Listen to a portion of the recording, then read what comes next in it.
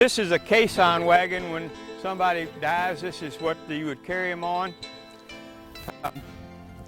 This is an actual body basket that they used for 100 years over in Moulton, Texas. When somebody would die on the street after a gunfight, this is what they'd pick them up in to take them to the undertaker. I built this church. It reminds me of one when I was a boy that I grew up in, a little Lutheran church in Cashmere Gardens. It's the smallest church that I know of, non-denominational in Texas. It's a foot smaller than the one that said theirs was smaller. I didn't ever tell them. Come on in.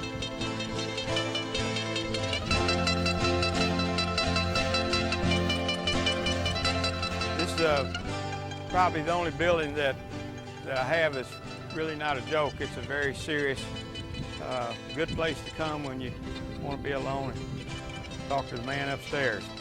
Come on in.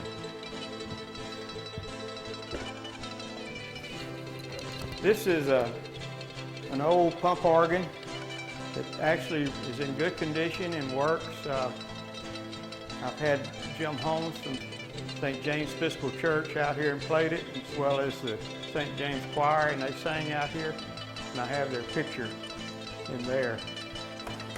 This is communion glasses that dates back to the 1800s, 1896. And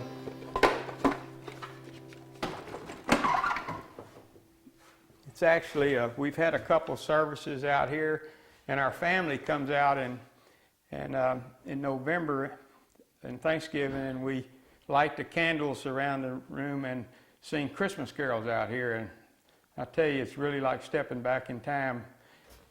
When people would come to church back in the 1800s, this church wasn't heated or air conditioned, so they would bring coals from their home and bring them in and sit them down and keep their feet on them to keep warm. This is the bell tower.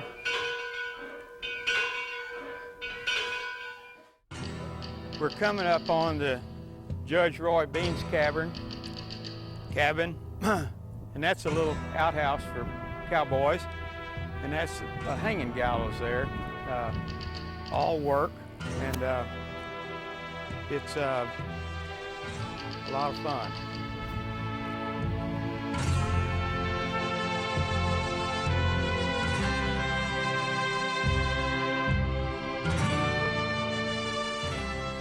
Judge Roy Bean was a famous hanging judge in Texas, and this is his cabin.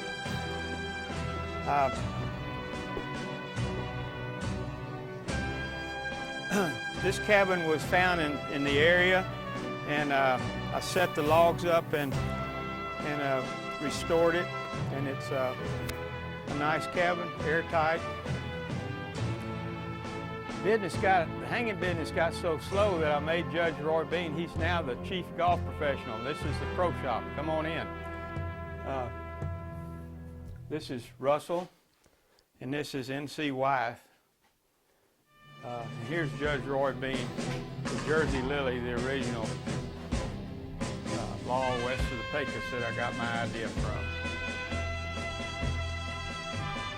This is the hanging gallows. All hanging gallows had 13 steps, and that's where the unlucky 13 comes from, and it's also 13 knots in the rope.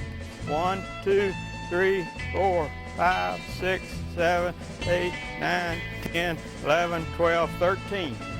An eerie feeling to walk up 13 steps. And all the hanging knots had 13 knots. That's also the reason that's considered an unlucky 13. But the hangman would stand here and pull this lever and the floor would drop out. This is the stagecoach, New Dubina, and also 6 little antique shops. One of them each for one of my grandchildren. I've made them each a little shop. I'm their #1 customer. Come on in.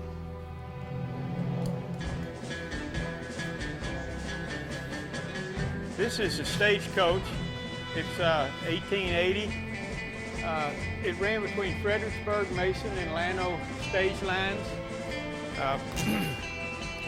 Still in good condition. I actually used this in the Sesquicentennial Parade in Houston 20 years ago. It had 17 people on it. It held up fine. I bought it out, like I said, out of a museum in Fredericksburg. A fella got in trouble and needed some money. This is another little coach from Dubina, Weimar, Columbus. It's a smaller stage line. This is a sulky. This is what you use to train the horses. Put one in, and when you trusted him, you'd sit down and you could ride. This is full of wagons, different kind of wagons. This is a Studebaker wagon. This is a Prairie Schooner. And this one over here is a Army escort wagon. It was used in the Spanish-American War, that gray one. And those over there are all my grandchildren. I made them each a little store back there, and they trade antiques back and forth, or junk. This is the wagon company where you'd come to get your wagon made, and you can come in. I've got the largest wagon jack collection in the world. I don't know of anybody else that would ever collect them to begin with, but these are the different kinds of wagon jacks that were used on the different wagons. These were the wheels that won the West. It's the different kinds of wagons that were in existence. You had the Conestoga from Conestoga, Pennsylvania, Studebaker, different ones that you can see here. I've got a lot of these, but a lot of them I don't. But you can see that every little town would have their own wagon maker, and some of them actually made it in the automobile industry. John Deere and Studebaker. These are all the different wagon jacks. Those are wheels. These are different kinds of wagons that were made. An ice wagon, Heinz 57, different ways that they would use them for commercial. I wrote a little thing one time about a wagon, probably why I love them so much. It's a link to the past, symbolic of an era gone by. When standing close, a chance to almost touch and feel the courageous lives of our forefathers, like a fine oak sculpture, which at times was their home and fortress. We should be so proud of our heritage they left us behind. Okay, this is the fire department, and each town took great pride in how fast that their 6 men were. In fact, they had races between each town. They would harness 6 guys up and race another town's fire department. I've got a picture of some in a race up here.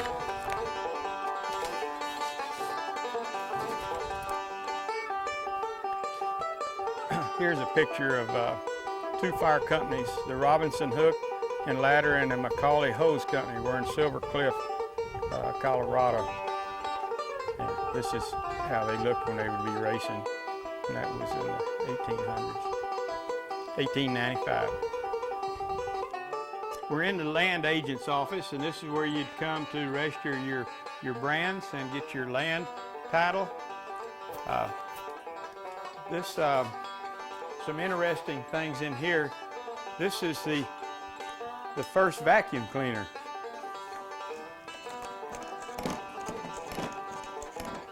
Looks like to me it would have been easier to sweep it, but somebody actually sold these back in those days. And this was another piece that was on the back of a chuck wagon that you'd keep your flour, coffee, spices, and all in here. There was one like this in the movie Lonesome Dove. I can see it in the background. This is a commercial corn grinder. This is for cutting sugar cane and corn ears and all different kind of branding irons.